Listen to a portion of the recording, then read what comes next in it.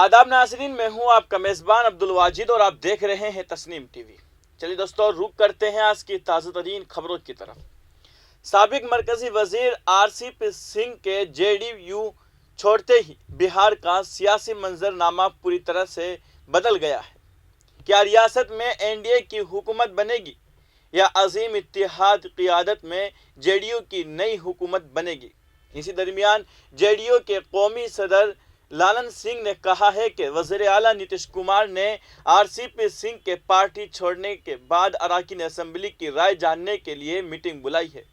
दूसरी तरफ JDU पार्लिमानी board के कौमी सदर उपेंद्र कुशवाहा ने आरसीपी सिंह को तनकीद का निशाना बनाते हुए उनके बयान को ज़हनी दिवालियानापन करार दिया है। वाज़ेह रहे कि मंगल के रोज़ 11 बजे से पटना में एमएलए की मीटिंग बुलाई गई है और अरकान असेंबली भी पटना पहुंच रहे हैं। कहा जा रहा है कि बदलते हुए सियासी हालात में नीतीश कुमार अगला सियासी कदम उठाने से पहले ये देखना चाहते हैं कि आरसीपी सिंह के पार्टी छोड़ने के बाद तमाम एमएलए उनके साथ है या नहीं, क्योंकि मुसलसल कियास आरैया की जा रही थी कि कुछ एमएलए आरसीपी के साथ जा सकते हैं। अब देखना यह है कि सभी अरकान असेंबली नीतीश कुमार की मीटिंग में आते हैं या नहीं। बिहार की सियासत किस करवट बैठती है, इसका फैसला आज की मीटिंग के बाद हो जाएगा।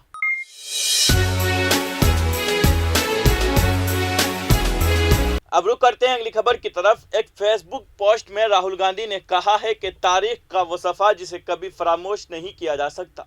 भारत छोड़ो तहरीक 8 अगस्त 1942 को मुंबई से शुरू होने वाली इस तहरीक ने अंग्रेज़ों की नींदें उड़ा दी थी। अगस्त की इस शाम को लोग मुंबई के गवालिया टैंक मैदान में जमा होना शुरू हो गए। गांधी ने करो या मरो का नारा दिया और भारत में बरतानवी राज का तकरीबन आखिरी बाब शुरू हो गया। उन्होंने कहा है कि आज भारत की आमराना हुकूमत के खिलाफ और मुल्क की हिफाजत के लिए एक और करो या मरो तहरीक की ज़रूरत है। अब वक्त आ गया है जब नाइंसाफ़ी के खिलाफ बोलना ही होगा। आमिरियत, महंगाई और बेरोजगारी को भारत छोड़ना ही होगा। कांग्रेस रहनुमा ने कहा है कि गांधी जी की कॉल पर अपनी जान की परवाह किए बगैर लाखों हम वतन इस तहरीक में कूद पड़े। इस तहरीक में तकरीबन 940 लोग शहीद हुए और हज़ारों की तादाद में गिरफ्तारियां हुई। उन्होंने कहा कि आज भारत छोड़ो तहरीक की सालगिरह पर मैं उन आज़ादी पसंदों को खिराज़ अक़ीदत पेश करता हूं जिन्होंने मुल्क की आज़ादी के लिए अपनी जानें कुर्बान की।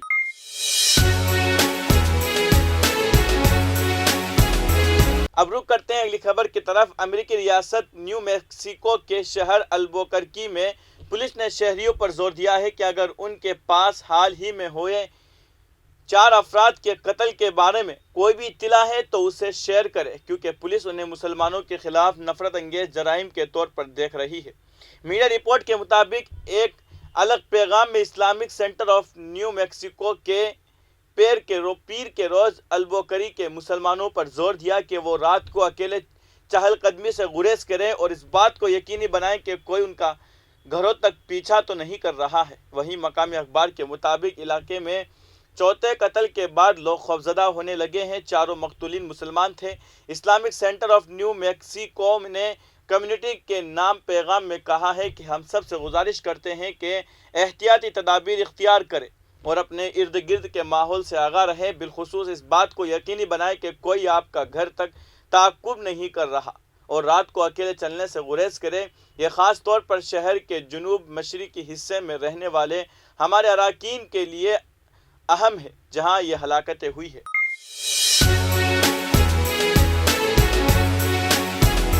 अब रुक करते हैं अगली खबर की तरफ। अफगानिस्तान के मशरिकी सूबे पख्तीका में एक पुरअसरार धमाके में कल अदम तहरीक तालिबान पाकिस्तान टीटीपी के एक सीनियर आला कमांडर उमर खालिद खरासानी और उनके 3 दीगर साथी हलाक हो गए हैं।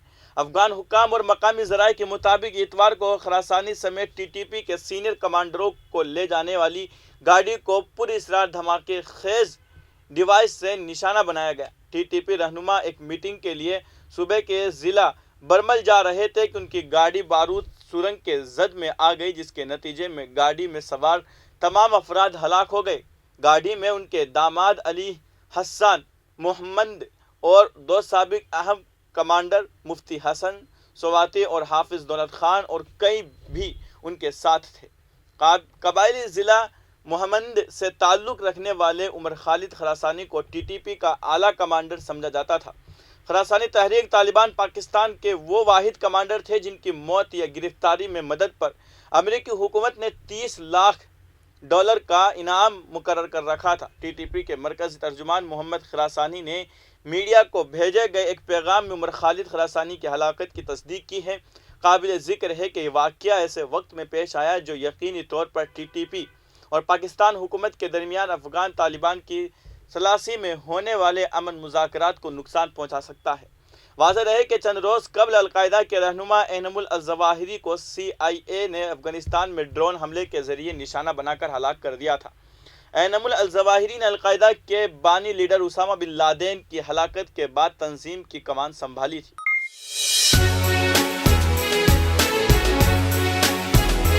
اب رخ کرتے ہیں اگلی خبر کی طرف۔ سابق امریکی صدر ڈونلڈ ٹرمپ کے مطابق ان کے فلوریڈا والے گھر میں امریکی ایجنسی ایف بی آئی نے چھاپہ مارا اور اس کارروائی کے دوران اہلکاروں نے گھر میں موجود ایک سیف کو توڑ دیا ہے۔ انہوں نے کہا ہے کہ پام بیچ کے مقام پر واقع ان کے گھر مارا لاگو اسٹیٹ پر چھاپہ ماری کے دوران بڑی تعداد میں ایف بی آئی کے اہلکار موجود تھے اور علاقے کو گھیرے میں لے لیا تھا۔ اطلاعات کے مطابق تلاشی کارروائی مبینہ طور پر ڈونلڈ ٹرمپ کے سرکاری کاغذات کے استعمال سے متعلق تحقیقات سے جڑی ہے۔ ڈونلڈ ٹرمپ کے خلاف سرکاری اداروں کی جانب سے کی جا رہی جانچ میں اس وقت ڈرامائی طور پر اضافہ دیکھا گیا جبکہ ان کی جانب سے 2024 میں ممکنہ طور پر تیسری مرتبہ صدارتی انتخاب کی تیاری کی گئی۔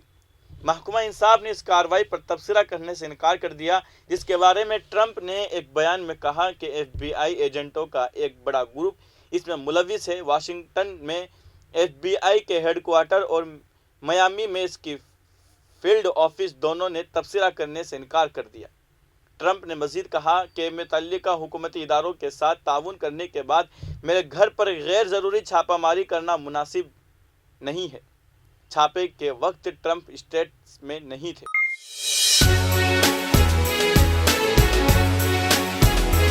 اب رخ کرتے ہیں اگلی خبر کی طرف۔ مہاراشٹر میں اقتدار کا تختہ الٹنے کے بعد اب کابینہ میں توسیع کا انتظار ختم ہو گیا ہے۔ حلف برداری کی تقریب آج صبح 11 بجے راج بھون میں ہوگی۔ اس کے بعد 10 سے 17 اگست تک مانسون اجلاس ہونے کا امکان ہے۔ ایکناتھ شندے نے شیو سینا کے خلاف بغاوت کے بعد 30 جون کو وزیر اعلیٰ کے عہدے کا حلف لیا تھا۔ اس کے علاوہ B J P leader Devendra Fadnavis نے نائب وزیر اعلیٰ کے عہدے کا حلف لیا تھا۔ تب سے دونوں دو رکنی کابینہ کے طور پر کام کر رہے تھے۔ اس پر اپوزیشن مسلسل تنقید کر رہی تھی۔ معلومات کے مطابق دیویندر فڈنویس اور شندے کابینہ کی توسیع کے معاملے کو لے کر حالیہ دنوں میں کئی بار دہلی جا چکے ہیں۔ ویسے کابینہ کے یہ توسیع جو حکومت کے قیام کے 35 دن بعد ہو رہی ہے، اگر باغی ایم ایل اے کی رکنیت کا فیصلہ وقت پر ہو جاتا تو یہ کام بہت پہلے ہو سکتا تھا، لیکن وزیر اعلیٰ ایکناتھ شندے نے بار بار یہ دلیل دی ہے کہ کابینہ کی اس توسیع میں تاخیر کا حکومت چلانے پر کوئی اثر نہیں پڑتا ہے۔ اب بھی ریاست کی ترقی کو ترجیح دی جا رہی ہے اور تمام تر زور عوام کی خدمات پر ہے۔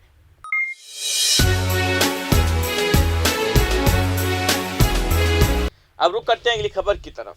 جعلی پاسپورٹ بنانے کے معاملے میں مافیا ڈون ابو سالم کو سی بی آئی کی خصوصی عدالت نے طلب کیا ہے۔ معلومات کے مطابق اسپیشل جوڈیشل مجسٹریٹ سریمدھی مشرا نے ملزم ابو سالم کو 22 اگست کو عدالت میں حاضر ہونے کا حکم دیا ہے۔ اسپیشل جوڈیشل مجسٹریٹ سریمدھی مشرا نے ابو سالم کے جعلی پاسپورٹ بنانے کے معاملے میں معاون اور ملزم پرویز عالم کی جانب سے حتمی دلائل کے لیے 10 اگست کی تاریخ مقرر کی ہے، کیونکہ سی بی آئی کی جانب سے حتمی دلائل مکمل ہو چکے ہیں۔